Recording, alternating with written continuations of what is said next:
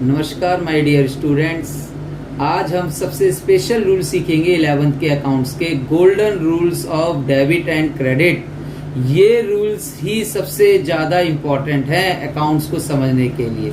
जिसको ये रूल आते हैं उसको अकाउंट्स पूरा क्लियर रहेगा, इसलिए प्लीज़ इन रूल्स को ध्यान से समझें। ठीक है बेटा, तो स्टार्ट करते हैं। Golden rules of debit and credit. Golden rule समझाने से पहले बेटा मेरा कोशिश होती है कि मैं सिंपल वे में, सिंपल लैंग्वेज में आपको समझाऊं। तो इसमें बहुत कुछ ऐसी चीजें हैं, बुक में बहुत डिटेल में है, लेकिन अभी हम डिटेल में नहीं जाएंगे क्योंकि डिटेल में जाने से आपको क्लियरिटी नहीं आएगी, आप कंफ्यूज रहेंगे। लेकिन अगर आप golden rules of debit and credit को ध्यान से देख लेंगे, जो सिंपल फॉर्म में मैं सिखा रहा हूँ, तो टचवुड आपको अकाउंट्स में कोई भी दिक्कत नहीं होगी। ठीक है बेटा, आई बात समझ में? तो चलिए शुरू करते हैं बेटा golden rules of debit and credit. इसे समझने से पहले दो इंपॉर्टेंट बातें ध्यान रखने की है। हमेशा एंट्रीज फर्म के पॉइंट ऑफ व्यू से की जाएंगी।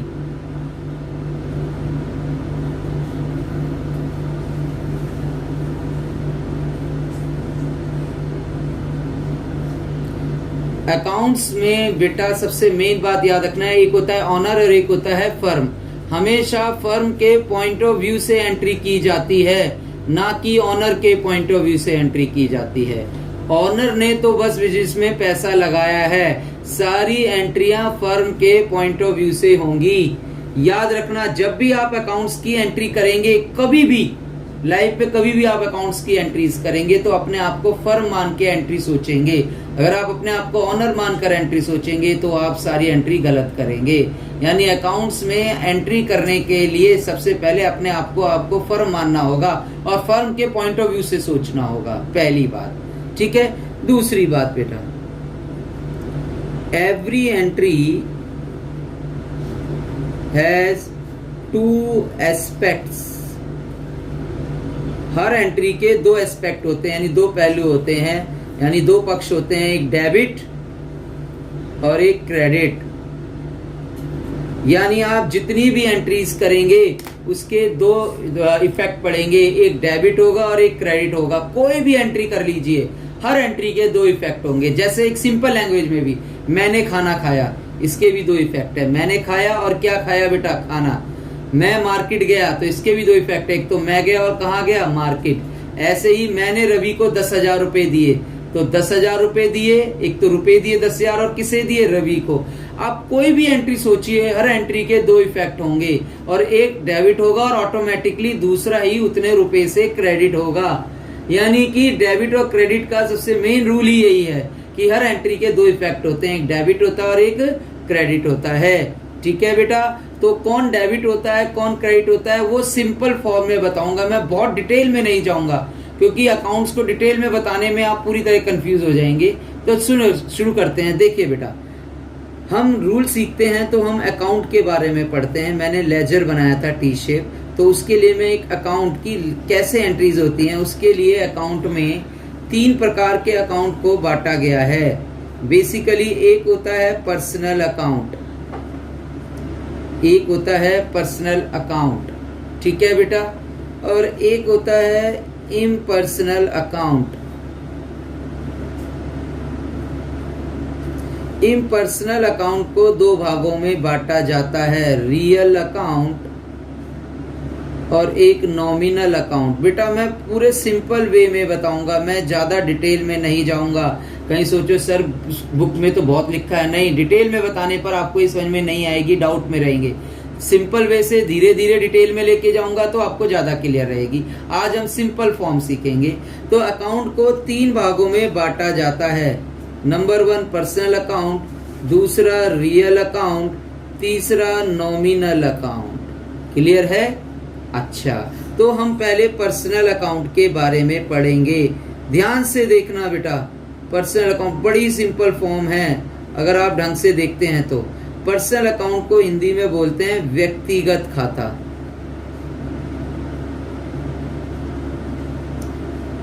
इसमें नेम ऑफ पर्सन, यानी पर्सनल अकाउंट में जब आप पर्सनल अकाउंट में सोचेंगे तो इसमें किसी पर्सन का नाम आएगा, जैसे रवि हो गया, मोहित हो गया, कपिल हो गया, कोई भी नाम होगा, पर्सन का नाम होगा तो वो पर्सनल अकाउंट में माना जाएगा और उस पर पर्सनल अकाउंट का रूल लगेगा जो मैं अभी सिखाऊंगा।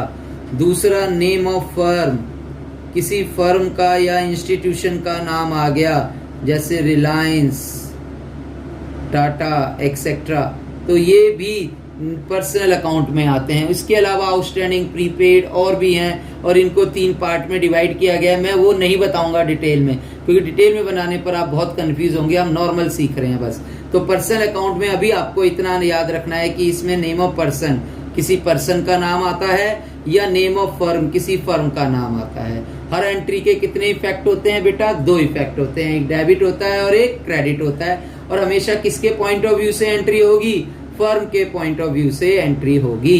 तो यानी पर्सनल अकाउंट का जब मैं रूल बताऊंगा तो उसे बताने के साथ साथ मैं आपको एक बात और बताऊंगा कि बेटा आपको पहले 2 इफेक्ट छांटने हैं, कौन डेबिट होगा कौन क्रेडिट होगा उसके लिए, और हमेशा किसके पॉइंट ऑफ व्यू से एंट्री करनी है? फर्म के पॉइंट ऑफ व्यू से एंट्री करनी है। तो देखो बेटा, इसका रूल होगा डेबिट द रिसीवर, यानी कि जो रिसीवर है वो डेबिट, और क्रेडिट द गिवर, और जो गिवर है वो क्रेडिट। क्लियर है? यानी इसका रूल बड़ा सिंपल होगा, debit the receiver and credit the giver. देखो मैं एक सिंपल फॉर्म बताता हूं। मेरी एक फर्म है, ठीक है, मेरी फर्म का रोहित के साथ रिलेशन है। मान लीजिए मेरी फर्म ने रोहित को 5,000 रुपए दिए। मेरी फर्म ने, किसके पॉइंट ऑफ व्यू से सोच रहे हो आप? फर्म के पॉइंट ऑफ व्यू से।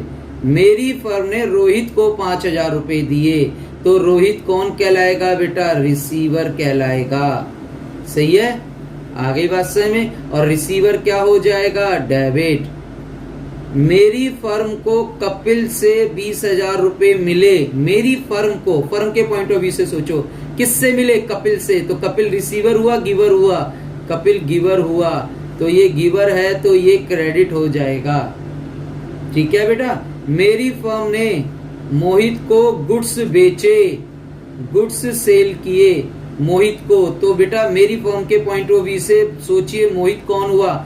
मेरी फर्म ने मोहित को गुड्स बेचे हैं, तो मोहित कौन हुआ बेटा? मोहित रिसीवर हुआ। मोहित कौन हुआ? रिसीवर, क्योंकि मेरी फर्म के हिसाब से सोचना है। और किसके बारे में? मोहित के बारे में। मैंने मोहित को माल बेचा तो मोहित को माल मिला, तो वो कौन है? रिसीवर है। अगर मैंने शर्मा जी से माल खरीदा होता तो मेरे हिसाब से, फर्म के हिसाब से, मेरी जो फर्म है, मेरी फर्म ने शर्मा जी से माल खरीदा, तो शर्मा जी कौन होते बेटा? गिवर होते। शर्मा जी गिवर होते क्योंकि उन्होंने माल दिया है। यहाँ पर आपको अपने फर्म को नहीं, उस दूसरे वाले व्यक्ति को सोचना है कि वो व्यक्ति फर्म के पॉइंट ऑफ व्यू से रिसीवर है या गिवर है। अगर वो व्यक्ति रिसीवर है तो उसे डेबिट कर देना है रूल के हिसाब से, गिवर है तो उसे क्रेडिट कर देना है। मैं एक आसान सी बात और बता दूं, नाम के आगे अगर फ्रॉम आ जाए, फ्रॉम को हिंदी में से बोलते हैं, रवि से पैसे मिले, तो बेटा फ्रॉम आ जाए तो वो गिवर ही होता है। और टू आ जाए, टू को हिंदी में को बोलते हैं, रवि को पैसे दिए, तो वो रिसीवर हो जाता है। ये एक सिंपल पहचान भी है फ्रॉम और टू। तो बेटा मैंने अभी बताया हर एंट्री के कितने इफेक्ट होते हैं? 2 इफेक्ट होते हैं, एक डेबिट होता है और एक क्रेडिट होता है। हमेशा किसके पॉइंट ऑफ व्यू से एंट्री होगी? फर्म के पॉइंट ऑफ व्यू से।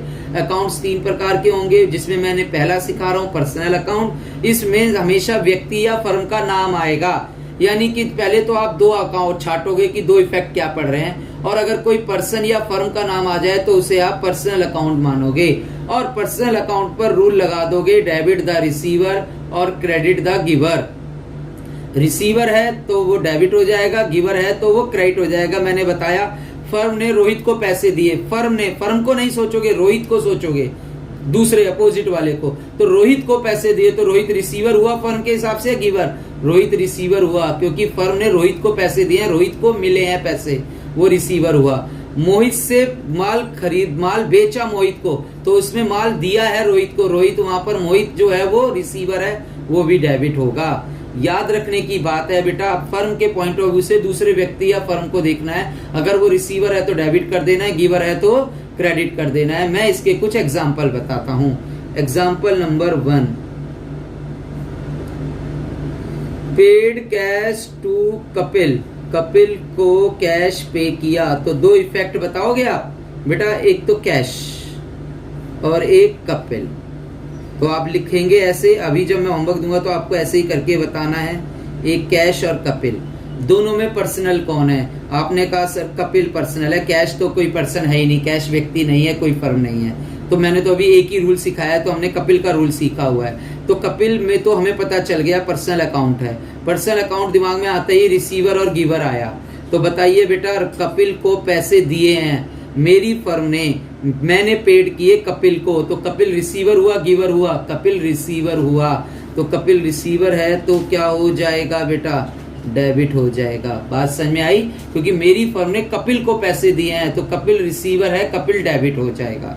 दूसरा एग्जांपल है, received cash from Varun, Varun से कैश रिसीव हुआ। तो दो इफेक्ट क्या हुए बेटा? एक तो कैश, कैश मिला किससे? वरुण से, तो हमने लिख दिया एक कैश और एक वरुण। तो दोनों में पर्सनल कौन है? कैश तो अभी हमने सीखा ही नहीं है रूल, दोनों में पर्सनल है वरुण, तो वरुण को पर्सनल अकाउंट में हमने लिख दिया। अब बताइए रिसीवर है गिवर है? रिसीव हो रहे हैं पैसे हमें, किससे? फ्रॉम, फ्रॉम मीन्स गिवर हो गया वो वरुण, वरुण से पैसे मिल रहे हैं, तो वरुण रिसीवर हुआ या गिवर हुआ बेटा? बताइए। देखो छोटी वीडियो में थोड़ा ध्यान से दोबारा देखिए, मैं थोड़ी नीचे रह गई थी। Received cash from Varun, Varun से कैश रिसीव्ड हुआ, तो बेटा वरुण से कैश रिसीव हुआ, तो दो इफेक्ट हो गए, कैश और वरुण। कैश तो अभी हमने सीखा नहीं है, वरुण एक पर्सनल है, तो पर्सन है तो पर्सनल अकाउंट में आएगा, पर्सनल है तो किस में आएगा बेटा? पर्सनल अकाउंट में आएगा। क्लियर है? तो पर्सनल अकाउंट में रिसीवर है गिवर है बेटा? वरुण से पैसे रिसीव हो रहे हैं, वरुण गिवर है, और गिवर है तो क्या हो जाएगा? क्रेडिट। जबकि ऊपर पेड कैश टू कपिल, दो इफेक्ट थे, कपिल और कैश, दोनों में कपिल पर्सनल अकाउंट था, तो यहाँ हमने कपिल को पैसे दिए थे, तो कपिल कौन था बेटा? रिसीवर था, तो वो डेबिट हो गया था। क्लियर है? वो क्या हो गया था बेटा? डेबिट हो गया था। क्लियर है? आई बच्चों बात समझ में? ठीक। इसका तीसरे बारे में हम पॉइंट देखते हैं।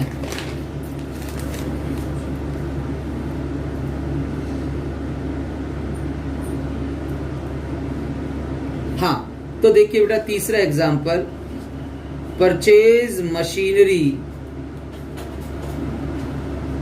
From Ram, purchase machinery from Ram. तो दो इफेक्ट बताइए बेटा, एक तो मशीनरी खरीदी है और किससे?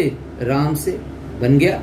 एक तो हम लिखेंगे मशीनरी और एक लिखेंगे राम।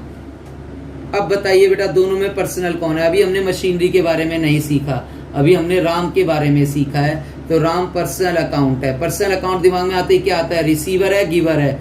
बताइए बेटा, मशीनरी खरीद रहे हैं राम से हम, तो राम हमें मशीन दे रहा है, तो राम कौन हुआ? गिवर। ठीक है बेटा, हमने मशीनरी खरीदी है राम से, तो राम तो गिवर है ना बेटा, तो राम क्रेडिट हो जाएगा। क्लियर है? एक और रूल देख लीजिए बेटा, sold furniture to Kapil, sold furniture to Kapil, तो दो इफेक्ट हुए बेटा, फर्नीचर और कपिल। बेटा फर्नीचर के बारे में हमने सीखा नहीं है, लेकिन हम कपिल के बारे में सीख चुके हैं। ये पर्सनल अकाउंट है, पर्सनल अकाउंट में रूल रखता है रिसीवर या गिवर। तो हमने फर्नीचर बेचा है बेटा कपिल को, तो कपिल रिसीवर हुआ गिवर हुआ? कपिल रिसीवर हुआ, क्योंकि हमने उसे बेचा है, तो वो रिसीवर है, तो वो क्या हो जाएगा? डेबिट।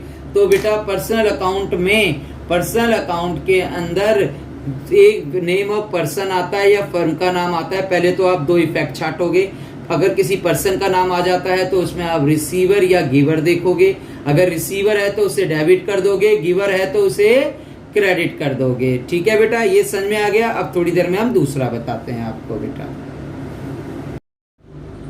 हाँ तो बेटा अब हम सेकंड रूल सीखेंगे। देखो ये भी मैं सिंपल वे में बताऊंगा, डिटेल नहीं दे रहा ज्यादा, लेकिन जो बता रहा हूं अगर वो क्लियर है तो आपको बेसिक क्लियरिटी आ जाएगी। रियल अकाउंट, रियल अकाउंट में को वास्तविक खाता बोलते हैं। इसमें फर्म की ऑल रियल एसेट्स आती हैं। फर्म की जितनी भी रियल एसेट्स होंगी ना वो सब आती हैं इसमें बेटा। आप कहेंगे रियल एसेट्स जैसे cash, building, machinery, furniture, etcetera etcetera. Main यही है अभी जो शुरुआत है बेटा, ठीक है, ये रियल हैं। तो बेटा इन पर क्या रूल लगेगा? इन पर रूल बड़ा ही सिंपल है बेटा। बिल्डिंग, मशीनरी, फर्नीचर, कैश या तो फर्म में आते हैं या फर्म से जाते हैं। जैसे पर्सनल अकाउंट में पर्सन का नाम था, पर्सन या फर्म का नाम आता था। अगर वो रिसीवर था तो उसे डेबिट करते थे, गिवर था तो उसे क्रेडिट करते थे। वो पर्सनल अकाउंट का रूल था। अब हम रियल अकाउंट के रूल पर आ रहे हैं। रियल अकाउंट में cash, building, machinery, furniture etcetera जितनी एसेट्स हैं वो आती हैं बेटा, ठीक है। इनका अलग रूल होता है। इनका रूल होता है डेबिट व्हाट कम्स इन, यानी फर्म के अंदर जो भी आ रहा है वो डेबिट होगा। क्रेडिट व्हाट गोज आउट, और जो फर्म में से बाहर जा रहा है, यानी कैश आ रहा है फर्म के अंदर। हमेशा फर्म के पॉइंट ऑफ व्यू से सोचा जाता है। फर्म के अंदर कैश आ रहा है तो डेबिट होगा, और फर्म से कैश जा रहा है तो क्रेडिट होगा। फर्म बिल्डिंग खरीद रही है तो डेबिट होगी, आ रही है। फर्म बिल्डिंग बेच रही है तो जा रही है, क्रेडिट होगी। मशीनरी खरीद रही है तो आ रही है, डेबिट होगी। मशीनरी बेच रहे हैं, जा रही है तो क्रेडिट होगी। यानी कि इसका रियल का अलग रूल है। आ रहा है तो डेबिट, जा रहा है तो क्रेडिट। जबकि पर्सनल अकाउंट में रियल रिसीवर और गिवर का रूल लग रहा था, ठीक है। तो हम इसके भी एग्जांपल कर लेते हैं। जैसे पेड कैश टू मोहित, मोहित को कैश पे किया, तो इसमें भी दो इफेक्ट होंगे, कैश और मोहित। तो बेटा कैश और मोहित में दोनों में पर्सनल कौन है? पर्सनल है बेटा मोहित, जो हम पीछे रूल सीख चुके थे। तो मोहित का रूल आते ही रिसीवर या गिवर होगा। तो हमने मोहित को कैश पे किया, तो मोहित कौन होगा बेटा? रिसीवर। और जो रिसीवर होता था मैंने पीछे बताया था वो डेबिट होता था। तो यानी हमें पर्सनल का तो पता चल गया। अब हम कैश के ऊपर आते हैं। कैश रियल अकाउंट में आता है। कैश किस में आता है? रियल। तो इसमें रूल लगेगा कम्स इन, आ रहा है तो डेबिट, गोज आउट जा रहा है तो क्रेडिट। पेड कैश टू मोहित, मोहित को हम कैश पे कर रहे हैं, यानी कैश जा रहा है। ये रियल अकाउंट है एंड गोज जा रहा है कैश, तो ये क्या हो जाएगा? क्रेडिट। तो आपने देखा एक डेबिट हो रहा है, ऑटोमेटिकली क्रेडिट हो रहा है। मैं दूसरा रूल भी आपको बता चुका। और एग्जांपल कराता हूं। देखिए बेटा, received cash from Rahul, Rahul से कैश रिसीव्ड हो रहा है। तो दो इफेक्ट बताइए, कैश और राहुल। तो दोनों में पर्सनल कौन है बेटा? तो दोनों में राहुल पर्सनल है और कैश रियल है। अब तो आपको क्लियर ही हो गया होगा। पर्सन है तो पर्सनल अकाउंट में, कैश बिल्डिंग मशीनरी पर रियल में आते तो ये रियल में आ गया। तो राहुल पे पर्सनल का रूल लगेगा। रिसीवर है या गिवर है बेटा? पर रिसीव हो रहा है कैश राहुल से, तो राहुल तो कैश दे रहा है ना, तो राहुल गिवर है, तो कौन हो जाएगा? वो क्रेडिट। कैश, कैश रियल है और आ रहा है कम्स इन, रिसीव हो रहा है तो मतलब आ रहा है कम्स, और जो आता है वो क्या हो जाता है बेटा? डेबिट हो जाता है। क्लियर है? तीसरा रूल देखिए बेटा, अगला एग्जांपल बताता हूं। Purchase machinery from Ram, Ram से हमने मशीनरी खरीदी, तो दो इफेक्ट, मशीनरी और दूसरा क्या होगा बेटा? राम। दोनों में पर्सनल कौन है? राम पर्सनल है और मशीनरी देखो रियल है। तो मशीनरी पर रियल का रूल लगेगा। आ रही है, जा रही है, खरीद रहे हैं तो आ रही है कम्स, डेबिट हो जाएगी। अब राम पे आइए, राम पे पर्सनल है तो उस पे वो वाला रूल लगेगा। रिसीवर है तो डेबिट, गिवर है तो क्रेडिट। हम राम से खरीद रहे हैं तो राम है गिवर, और जो गिवर है वो क्या हो जाएगा? क्रेडिट हो जाएगा। बात समझ में आई या नहीं आई बेटा? ठीक है। अच्छा, एक और एग्जांपल देख लीजिए बेटा। Sold furniture for cash, cash में फर्नीचर बेचा, तो दो इफेक्ट, एक फर्नीचर और एक कैश। तो बेटा इसमें एक फर्नीचर है और दूसरा कैश है। अब इसमें तो रियल कोई है, पर्सनल कोई है ही नहीं, तो नहीं है तो टेंशन नहीं लेना बेटा। पर्सनल के लिए और रियल के लिए टेंशन नहीं लेना है बेटा आप लोगों को। दोनों ही रियल हैं तो दोनों में रियल का रूल लगा देंगे।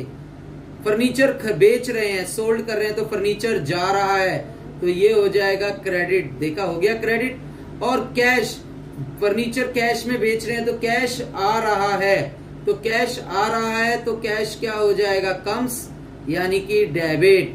तो देखो कैश डेबिट हो गया क्योंकि आ रहा है, फर्नीचर क्रेडिट हो गया क्योंकि जा रहा है। तो जरूरी नहीं है कि एक पर्सनल एक रियल होगा, दोनों रियल भी हो सकते हैं। ठीक है बेटा, आगे बात समझ में, दूसरा रूल भी। अब हम तीसरा रूल सीखेंगे बेटा, ठीक है।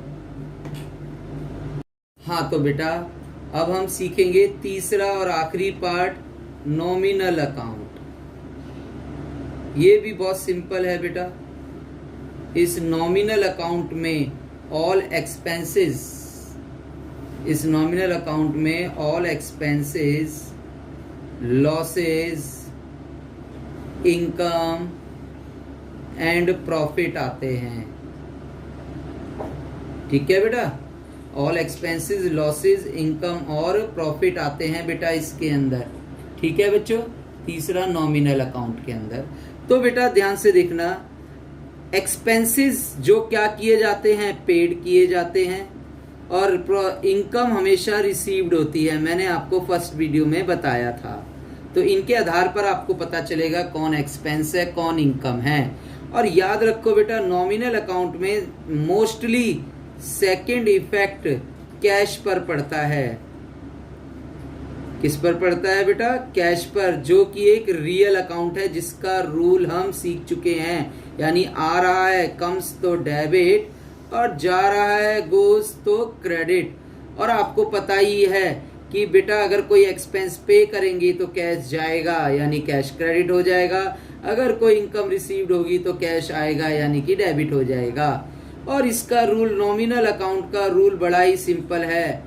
डेबिट हो जाते हैं ऑल एक्सपेंसेस एंड लॉसेस, यानी जितने भी एक्सपेंसेस और लॉसेस होंगे वो हमेशा डेबिट होंगे।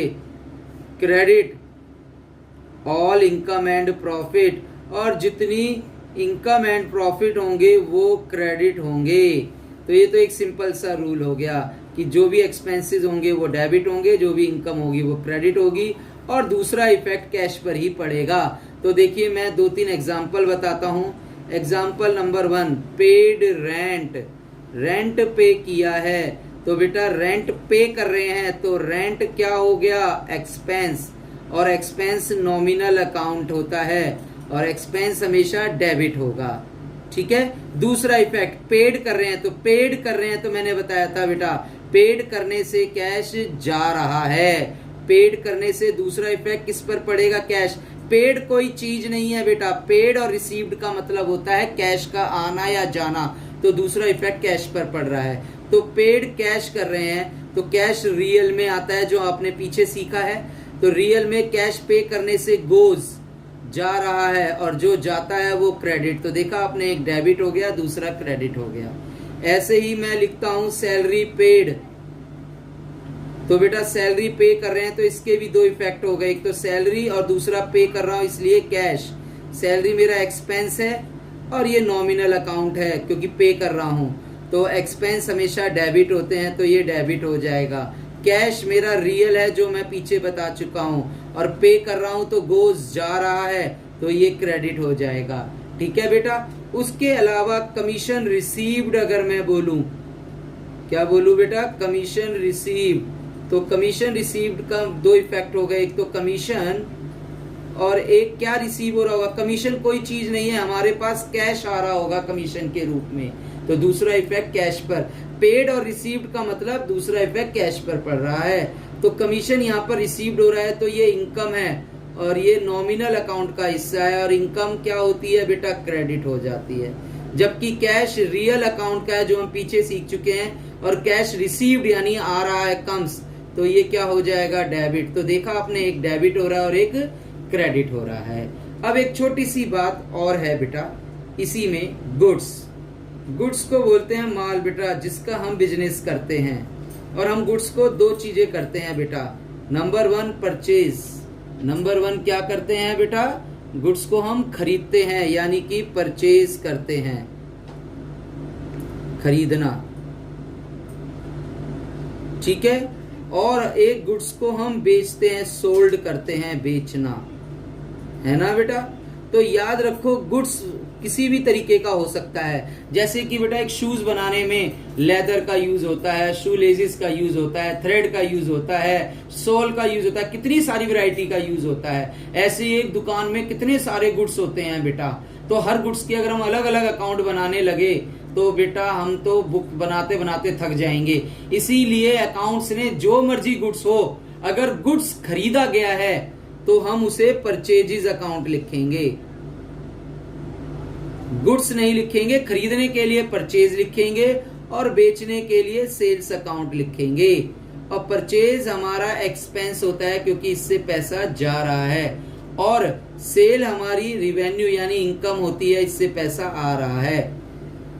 आप कहोगे सर अगर हम फर्नीचर खरीद रहे हैं, बेटा जो भी चीज हम अपने बिजनेस के लिए खरीदेंगे, बेचने के लिए नहीं खरीदेंगे, वो गुड्स नहीं है। जैसे मैंने पीछे सिखाया था, मशीनरी खरीदी है तो हम मशीनरी ही लिखेंगे, बिल्डिंग खरीदी है तो बिल्डिंग ही लिखेंगे, फर्नीचर खरीदा बेचा है तो फर्नीचर ही लिखेंगे। लेकिन गुड्स खरीदने बेचने पर नाम चेंज हो जाता है। गुड्स खरीदने के लिए परचेज अकाउंट लिखते हैं और उसे एक्सपेंस मानते हैं, और एक्सपेंस हमेशा डेबिट होता है। क्लियर है बेटा।